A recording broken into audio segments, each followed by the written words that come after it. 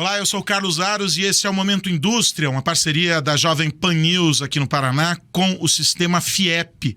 Você sabe, toda semana um tema de importância para o setor industrial é discutido aqui.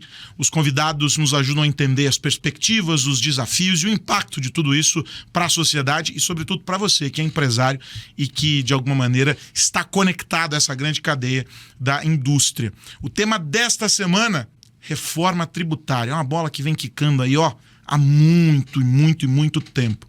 Há desfechos positivos, há falta de desfechos e há desfechos ainda incertos para tudo isso. Nós vamos avaliar o cenário, tentar traduzir para você que nos acompanha de que maneira essa discussão vem se desenrolando e vai afetar a indústria aqui no Paraná. E a gente sabe, se afeta a indústria, lá na ponta afeta quem? Afeta o consumidor, o cidadão. Então, a gente vai discutir isso. E, óbvio, eu não estou sozinho nessa jornada.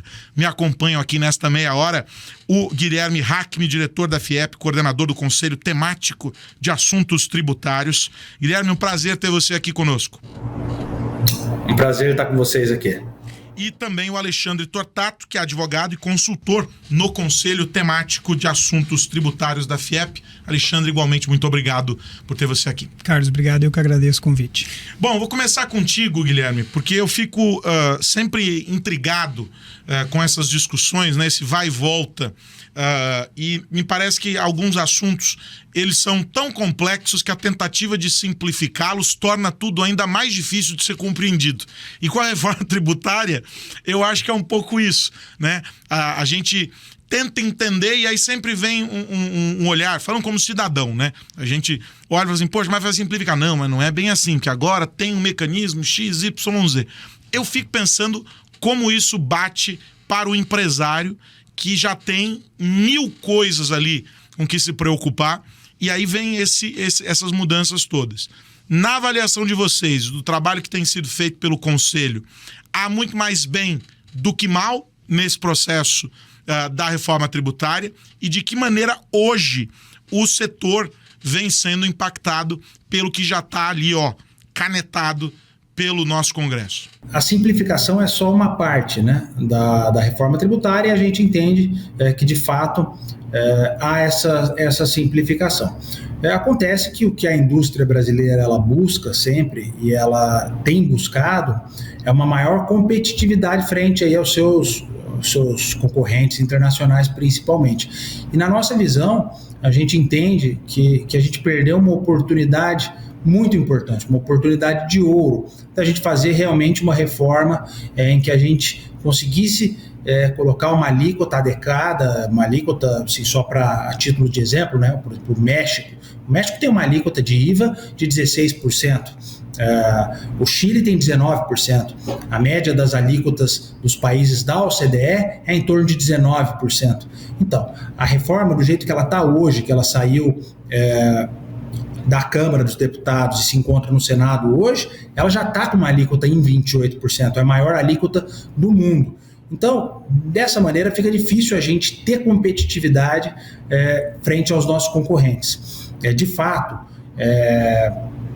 na nossa visão, idealmente teria que ter sido feito uma reforma administrativa, enxugar a máquina pública, enxugar os gastos do Estado, para que não fosse necessário uma alíquota tão grande assim para bancar todo esse arcabouço de direitos e deveres que o Estado propõe a todos.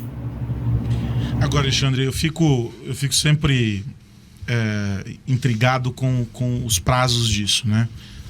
Óbvio que tem que ter um período de adaptação. Houve uma discussão importante sobre zonas de exclusão, né? Quem ficaria dentro, quem ficaria fora, e tentou-se buscar um equilíbrio para que todo mundo fosse impactado de uma maneira única, senão criar exceções voltaria ao regime que é o que estava querendo ser abandonado. Como fica isso na prática? O que significa esse processo todo hoje para o empresário? Bom, Carlos, de fato, é um sistema muito complexo e qualquer alternativa que se buscasse para fins de transição, ela continuaria sendo complexa, né? Somos um país muito grande, temos muitas atividades econômicas complementares no nosso país, né? Que é um país continental. Então, essas decisões para fins de transição, elas foram muito mais políticas do que necessariamente visando os negócios em si. Por quê? Porque eu tenho governadores com a sua arrecadação, tenho os municípios com a sua arrecadação e tenho o prazo dos incentivos fiscais do ICMS, que foi algo que norteou muito a questão da transição, que eles duram hoje, né, podem durar até 2032. Então, como forma de garantir os investimentos que foram realizados com base nos incentivos de ICMS, se buscou essa transição tão longa dessa forma. Na prática, o que a gente vai ter e o que os empresários precisam se atentar? Muita gente acha, não, mas isso ainda não está aprovado, tem gente achando que as coisas ainda vão ser decididas. A gente precisa colocar uma coisa muito clara, já está aprovada a reforma, a emenda constitucional já está aprovada e a gente está discutindo agora no Congresso a regulamentação. Em 2026 já se inicia a transição. Então, os empresários que precisam analisar os impactos disso no seu negócio, precisam se atentar a partir de agora, a partir de 2025, porque eu posso ter impacto no preço dos meus fornecedores, eu posso ter impacto nos meus clientes, que eu posso estar vendendo para um estado que tem incentivo fiscal, e isso não vai mais existir daqui 2, 3, 4 anos, mas quando eu tenho um negócio muito complexo, eu não posso esperar fazer uma mudança do dia para a noite, para me adaptar com os meus insumos, com os meus clientes, com a minha carga em si. Então é importante que o empresário se atente a isso e se adeque a esses prazos com muita antecedência, sob pena de os negócios aí sofrendo um impacto negativo maior do que deveria ser. Quando a gente fala sobre o chamado custo Brasil, que na verdade talvez seja o grande calcanhar de Aquiles, né, para o empresário, em relação à competitividade, à capacidade de investimento, ou seja, você tem um impacto enorme no todo, né? O que a reforma tributária, da maneira como ela se apresenta, traz de benefício para que a gente tire esse fantasma do custo Brasil que fica assombrando o empresário? Quando a gente fala do nosso sistema tributário, ele é tão complexo que a gente está discutindo tudo isso há todo esse tempo que você já mencionou e a gente está falando só da tributação sobre o consumo. Veja, os empresários brasileiros, eles ainda têm a tributação sobre a renda da pessoa jurídica, que nós, pessoas físicas, também temos, e tem a tributação sobre a folha de pagamento, que é outro peso grande no custo da atividade empresarial. E a gente está falando aqui só da tributação sobre o consumo, que tinha uma ideia inicial, que ainda em discussão no Congresso, mas isso está tentando ser mantido ao máximo, ainda que com todas as discussões de interesses diversos, seja de estados, de municípios e de próprios setores empresariais, que é o quê? A simplificação. Então, o que se busca? A diminuição dos tributos, e mais importante do que a quantidade de tributos, porque eu posso ter só 2 e serem extremamente complexos, e eu posso ter 3 ou 4, por exemplo, e eles serem idênticos. Eu simplesmente tenho guias separados para pagamento. Mas o que a gente está hoje discutindo? Eu vou diminuir a quantidade de tributos e esses tributos existentes, eles serão muito mais simples de serem apurados e recolhidos. Então, com a sistemática mais fácil de apuração, com regras de creditamento, de isenção, de redução muito mais simples do que existe hoje, com essa quantidade de tributos que a gente tem, mas com esse grande problema que o Guilherme muito bem apontou no início, que é a alíquota. Não adianta nada a gente simplificar e ter um aumento de carga, um aumento de custo, né? Se discute a manutenção da carga, mas acho que esse é um ponto importante para a gente se manter atento. Ela ficou em quanto mesmo, o Guilherme, a alíquota do IVA?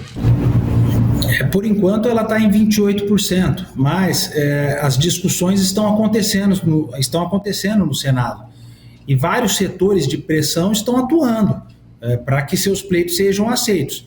E quanto mais exceções forem criadas, maior vai ser a alíquota. Então, nós já somos o campeão do mundo. Nós já somos, antes era a Hungria, né, com 27%, a nossa já está em 28%. Então, agora, o céu é o limite. Essa é a verdade. Guilherme, e aí eu gosto sempre de entender, né, nessas últimas semanas aqui, do Momento Indústria, a visão de dentro para fora. Porque as federações todas tiveram um papel importante neste debate e graças a essa mobilização setorial é que alguns interesses dos empresários, e aí não só da indústria, mas dos empresários em todos os segmentos, foram contemplados na discussão. E eu acho que isso é absolutamente saudável numa democracia, que essa discussão aconteça. Talvez ela tenha sido longa demais sob a perspectiva da linha do tempo e rápida demais sobre a perspectiva da importância de alguns debates que foram sendo colocados ali a toque de caixa, porque temos que fazer a reforma. Então, há quase que uma dicotomia aí, né, entre essas duas linhas espaço-tempo. Mas eu fico pensando no seguinte: qual é para você hoje o grande desafio do Conselho? Quando vocês pautam discussões e norteiam alguns temas que vão ser importantes para dar o norte para o que a federação vai abraçar como argumentação técnica, né? Porque no fim do dia trata-se de argumentação técnica. Hoje, qual é para vocês o grande desafio de agenda, pensando nesse cronograma que já foi estabelecido para a reforma tributária? Olha, como o Alexandre disse, né, a reforma está aí, ela já foi aprovada, nós estamos discutindo a regulamentação. O que nós estamos fazendo? Desde quando essa reforma, os projetos chegaram, os projetos de regulamentação, o PLP 108 e o PLP 68, desde que eles chegaram no Congresso Nacional, nós montamos 19 grupos de trabalho e separamos por temas, 19 temas. Então, nós colocamos ali as indústrias que se interessavam por cada tema, que seriam afetadas, né, por cada tema, por exemplo, imposto seletivo, construção civil e etc. Então, nós fizemos, disso saiu o quê? Do grupo de trabalho, saiu o quê? 35 emendas que nós elaboramos, fizemos a justificativa, pedimos para os nossos parlamentares, né, parceiros, para eles apresentarem. Na Câmara dos Deputados, nós conseguimos passar algumas dessas emendas. Nós conseguimos melhorar o texto, que esse texto fosse melhorado para que ele pudesse contemplar a nossa visão aqui também. Outras nós não tivemos êxito. Hoje os 2 projetos já se encontram no Senado. Nós também lá no Senado já apresentamos algumas emendas para que aqueles itens que não foram contemplados lá atrás, que eles sejam contemplados agora. Um exemplo aqui muito claro para a gente, né? Você falou, né, Carlos, de que as discussões são legítimas e eu concordo 100%. Os setores precisam discutir, ver a sua realidade, e a verdade é que ninguém quer pagar mais imposto. Então, eu acho que é legítima a discussão, sim, é legítimo os setores se posicionarem contrário ao aumento de carga tributária. Um exemplo muito grande que a gente trabalhou e nós conseguimos foi tentado majorar um benefício fiscal das montadoras de veículos da região do Nordeste.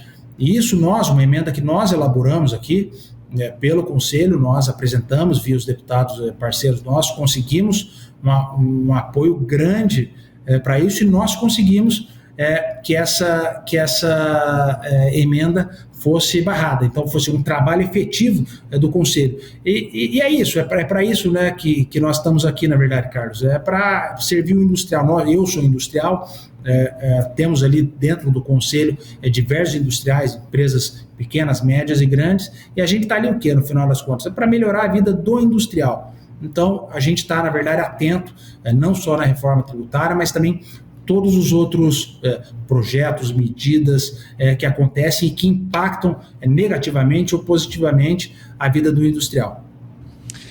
E aí, quando a gente pensa em impacto, e aí falando de maneira mais agora prática, né, a gente conceituou bastante aqui, olhando isso tudo sob um viés da mão na massa. O que o empresário precisa colocar no radar dele, pensando nesse prazo? Nós temos aí alguns anos ainda para uma virada de chave.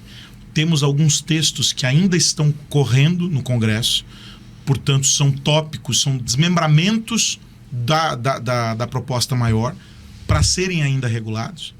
A gente já sabe mais ou menos o que vem, mas quando vai para a discussão, Congresso tem 1, 2 sessões, aí pode voltar, tem um vai e vem ali do trâmite natural do legislativo, pode ser que alguma coisa mude, mas com o que a gente já sabe hoje, Alexandre, o que o empresário tem que colocar no radar dele para dizer assim, olha, para este 2025 eu me preparo dessa maneira, para 26 eu adiciono isso, aqui é um ponto importante de atenção?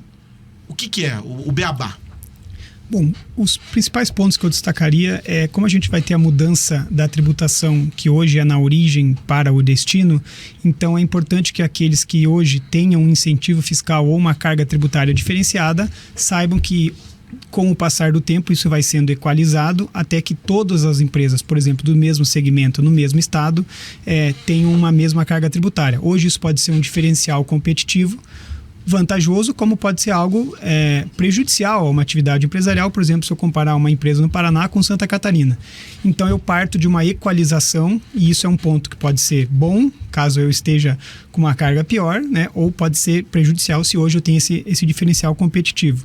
Um outro ponto importante é que a gente vai partir para um sistema que a gente chama de não cumulatividade plena. Esse seria o ideal, né? O texto inicial, essa era a ideia, que hoje ele tem algumas pequenas restrições, mas é importante que o empresário saiba que tudo aquilo vinculado à atividade dele, em regra, vai dar crédito dos tributos para serem compensados com o tributo da saída.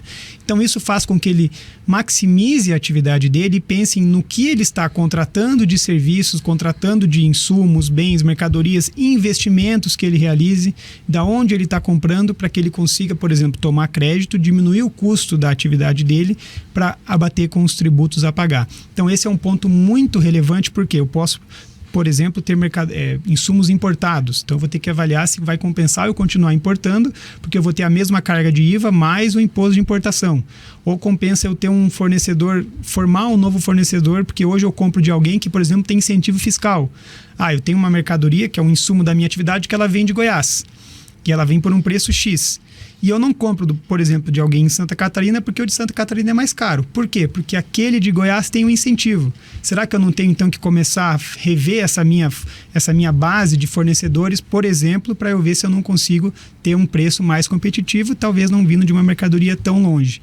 Assim como a formação dos clientes, né? Para onde eu vendo? Para quem eu vendo? Será que eu estou vendendo para uma determinada clientela porque aquele estado, por exemplo, tem uma alíquota menor para onde eu estou vendendo? Então vai continuar valendo a pena eu continuar vendendo para determinado estado, ou compensa eu formar uma nova base de clientes porque a minha mercadoria vai chegar lá no mesmo preço e eu vou ter o adicional do frete que alguém que está naquele mercado mais perto não terá. Então é esse tipo de situação que é muito importante começar a atualizar, começar a se preparar. Por exemplo, o imposto agora, os impostos, né, os tributos vão ser calculados por fora.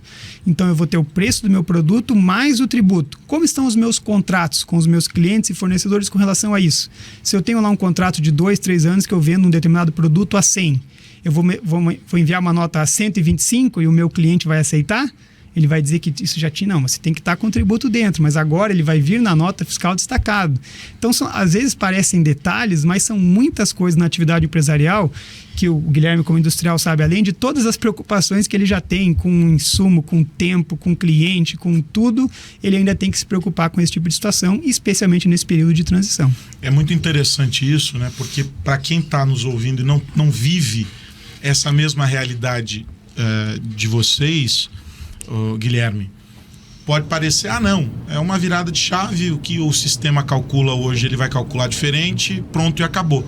Mas quando o Alexandre faz essa descrição aqui, absolutamente didática para nós, fica claro que no limite também deve haver para o empresário uma preocupação sobre a estratégia dele de ocupação do mercado. Ele saber que talvez hoje a presença dele num lugar seja relevante por uma condição que vai ser alterada daqui a pouco, portanto ele precisa rever essa estratégia. É um olhar para além do tributo nesse caso, né? E eu colocaria ainda mais 2 ingredientes aí já nesses pontos de atenção que o Alexandre colocou. O primeiro deles é esse período de transição. Esse período de transição ele ficou muito longo. Então, nós estamos falando que essa reforma ela vai ter uma simplificação. Só que antes de simplificar, nós vamos ter um período que ele vai complicar. E é natural, porque uma reforma dessa magnitude, você não consegue fazer do dia da noite, você não consegue desligar e ligar a chave. Mas de fato, ficou uma transição muito longa. Então, há o risco aqui também das indústrias acabarem tendo, durante um período de talvez 7, 6 a 7 anos, uma complexidade muito grande. Então, precisamos ter atenção nisso. O outro ponto que eu queria colocar, que eu acho que é importante, são as empresas que estão no Simples Nacional, que hoje é grande parte aí dos empreendedores no Brasil.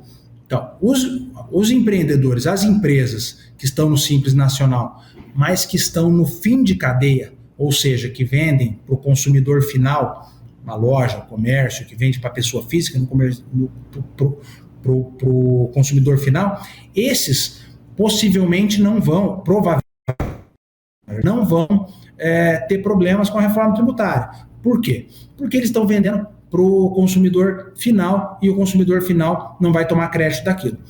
Onde que está o problema aqui? O problema está nas empresas que estão no meio de cadeia, ou seja, uma empresa do Simples que vende para uma outra empresa que estará no regime normal de recolhimento de IBS e de CBS.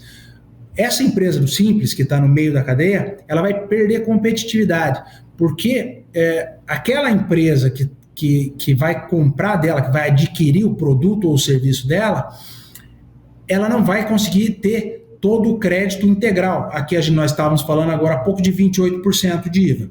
Né? Então, quando essa empresa que está no regime regular adquirir um produto ou um serviço dessa empresa do Simples, ela não vai adquirir esse crédito de 28%. Ela vai adquirir somente o crédito do Simples, que é o que a empresa do Simples paga. Pode ser 9%, 10%, 11%, 12%.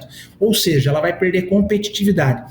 Ela vai ter que ter um preço, essa empresa do Simples vai ter que ter um preço bem menor do que uma outra empresa que esteja no regime regular. Senão aquela empresa, o seu cliente, vai compensar ele comprar de uma empresa do regime regular e não do Simples. Assim ela vai ter a totalidade dos créditos dos 28%. Então esse é um ponto de atenção também. E queria continuar nessa linha com você, Guilherme, pensando o seguinte: a gente está focando, claro, na reforma tributária, etc., mas quando a gente sai de reforma tributária para tributos de maneira geral, que é até um tópico levantado pelo Alexandre, o que hoje está na agenda de vocês no Conselho, para além da reforma, como temas que precisam ser também resolvidos? O IR foi citado aqui, imagino que seja um tema importante. Ele teve na discussão do governo, aliás, quando o governo federal, agora esse atual governo assumiu, uma das propostas era entrar no tema do imposto de renda, mas à luz do cidadão, da pessoa física, né, menor renda e etc. O grande empresário, que acaba também gerando emprego e que movimenta essa engrenagem para o cidadão de menor renda, não estava contemplado nessa discussão. Acabou ficando ali meio à margem. É um tema que vai e volta também. Citei dois aqui. O que mais, além desses dois, que eu quero ouvi-lo também a respeito deles, entra na agenda do Conselho e num radar aí para 25 como temas importantes aí para serem enfrentados? Para a gente tem dois pontos que são importantíssimos, que nós vamos ter que endereçar no ano aqui de 2025, que são inadiáveis. O primeiro dele é a reforma da folha de pagamento. Hoje é inviável, o custo de se empregar no país. Então, um funcionário que tem um salário de R$2.000, ele custa mais de R$4.000 para a empresa. Então, esse custo ele é inviável, ele acaba minando as contas da empresa e a competitividade da empresa. Então, esse é um ponto. O segundo ponto que precisa ser endereçado é a reforma administrativa. Na verdade, a reforma administrativa deveria ter sido o primeiro ponto a ser endereçado, porque todas as reformas que nós formos fazer agora, nós vamos ter que fazer uma reforma pensando numa arrecadação que seja o suficiente para bancar o arcabouço que o Estado necessita para as suas políticas públicas. E esse valor é muito alto. Nós estamos vendo o que está acontecendo com a reforma tributária. Por que ela é 28%? Porque a Constituição ela é muito clara. Ela diz que precisa ser uma manutenção da arrecadação e da carga tributária. A carga tributária sobre o consumo é 13% do PIB. 13% do PIB vai dar os 28%. Então, isso está muito claro para nós. Então, o que nós precisamos? Nós precisamos endereçar uma reforma administrativa de maneira urgente.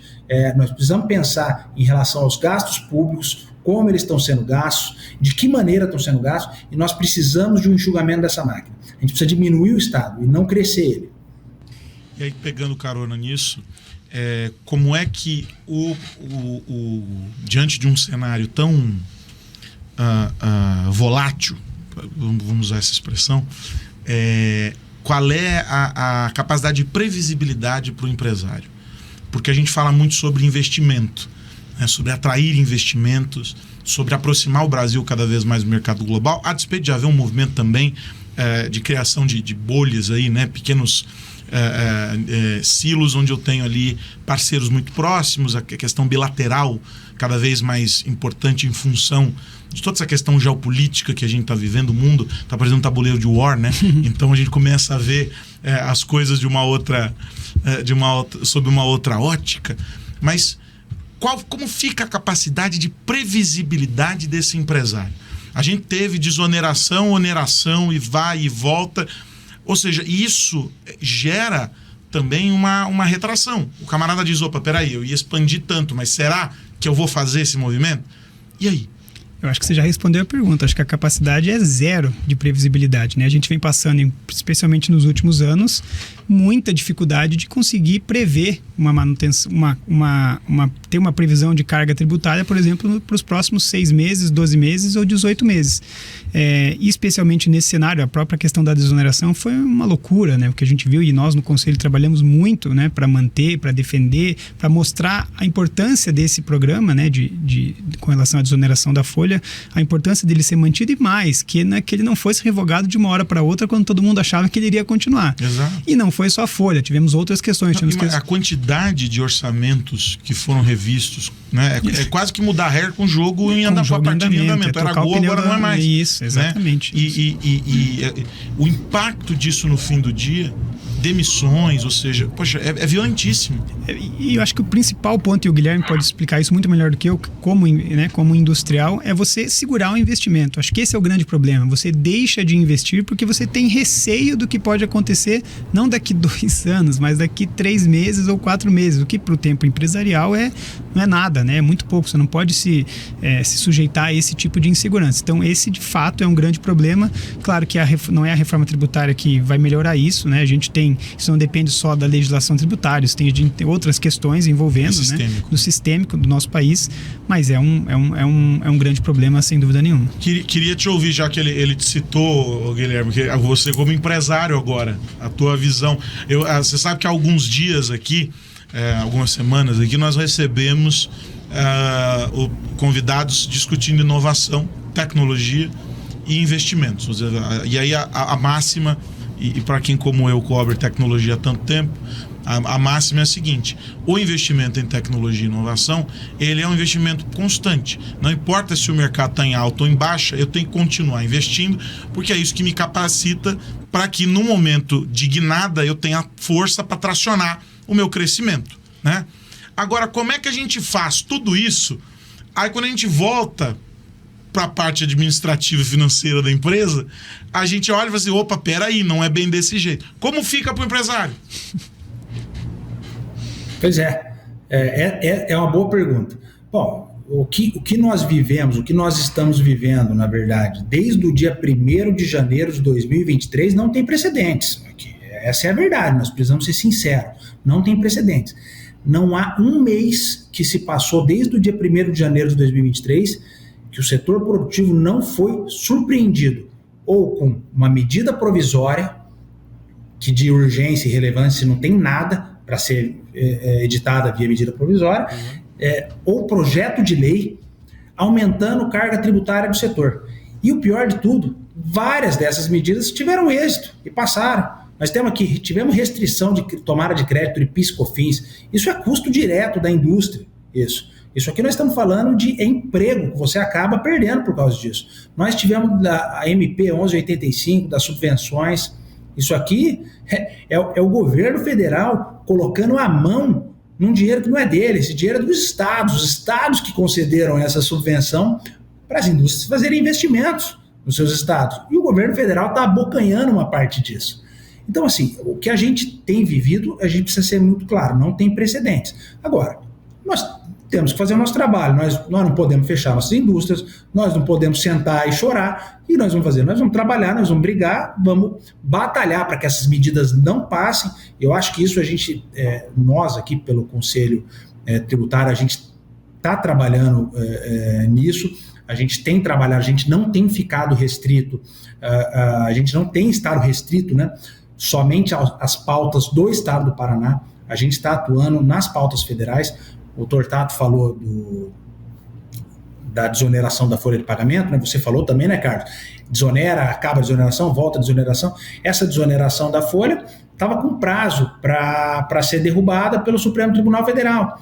Nós ingressamos com uma petição e o ministro Zanin nos admitiu a FIEP como amicus curiae nessa demanda, e 2 dias antes de vencer o prazo, o governo se recusava a pedir a prorrogação desse prazo para que se entrasse num consenso. Nós peticionamos para o ministro Fachin na época. Ministro Fachin, precisamos de mais prazo para negociar. Foi deferido o nosso pedido. Nós conseguimos, a FIEP conseguiu isso para todos os 17 setores do país inteiro. Então, assim, o trabalho é esse. A gente não pode simplesmente ficar à mercê do que está acontecendo. Nós temos que trabalhar e temos que ir além. Olha só que interessante, né? Eu acho que essas nossas conversas aqui no Momento Indústria, elas têm sido muito importantes para trazer de maneira clara qual é o papel que o sistema FIEP cumpre junto das demais federações como representatividade de um setor que é gerador de oportunidades, que é o motor do desenvolvimento econômico, social. E esses exemplos que você trouxe agora, Guilherme, mostrando a atuação de vocês em âmbito federal para poder também resolver questões aqui do Estado, são exemplos perfeitos para a gente poder entender como esse ecossistema funciona e a importância do trabalho que vocês, nesse caso aqui especificamente, cumprem no Conselho de Assuntos Tributários, mas que tem uma dimensão importante quando a gente vê e sabe, óbvio, que assim como existe o Conselho para a questão tributária, tem para outros nichos e outros segmentos e com uma lupa e uma lente de aumento importante para todos esses setores. Eu acho que isso é muito bacana para que as pessoas possam saber. E faço o convite para você que procure no site, procure nas redes sociais da FIEP para conhecer mais e melhor e entender como funciona essa atuação. E você, empresário, aí é que mais do que um convite, é um alerta. Você, empresário que não está atento a essas questões todas, deveria estar. E deveria procurar participar mais ativamente das discussões que a FIEP promove. Por quê? Porque independentemente do seu tamanho, seja você grande, médio ou pequeno, as mudanças tributárias vão impactar.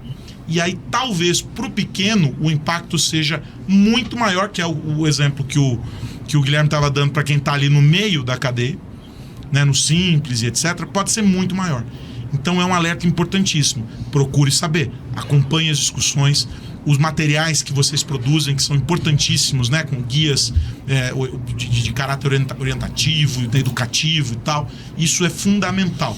E aí eu quero, infelizmente, o tempo ele corre contra nós, mas eu quero agradecer demais vocês dois pela conversa aqui, que foi excelente. Quero agradecer o Guilherme Hackme, diretor da FIEP, coordenador do Conselho Temático de Assuntos Tributários. Guilherme, muito obrigado pelo bate-papo, extremamente esclarecedor. Até uma próxima. Obrigado, Carlos. Prazer estar com vocês. Até a próxima. E agradecer também o Alexandre Tortato, advogado e consultor também no Conselho Temático de Assuntos Tributários da FIEP. Muito obrigado mais uma vez, um abraço a todos. E agradecer você que esteve conosco aqui nesta última meia hora no Momento Indústria. E eu vou dizer o seguinte, se você chegou no meio do caminho, ligou o rádio e nos encontrou pela metade do papo, não tem problema. Você corre lá no canal da Jovem Pan no YouTube e você assiste a este e aos programas anteriores completos, discussões muito importantes, relevantes para você que é empresário, para você que não é empresário, porque no fim do dia a indústria trata da vida de todo mundo, não só de quem é empresário e trabalha neste setor ou daqueles que trabalham no setor. Então é muito, muito importante. Faço o convite para que você nos encontre aqui na semana que vem, às 11 da manhã, aqui na Jovem Pan News, Momento Indústria, essa parceria com o Sistema FIEP. Um grande abraço, até a semana que vem. Tchau, tchau.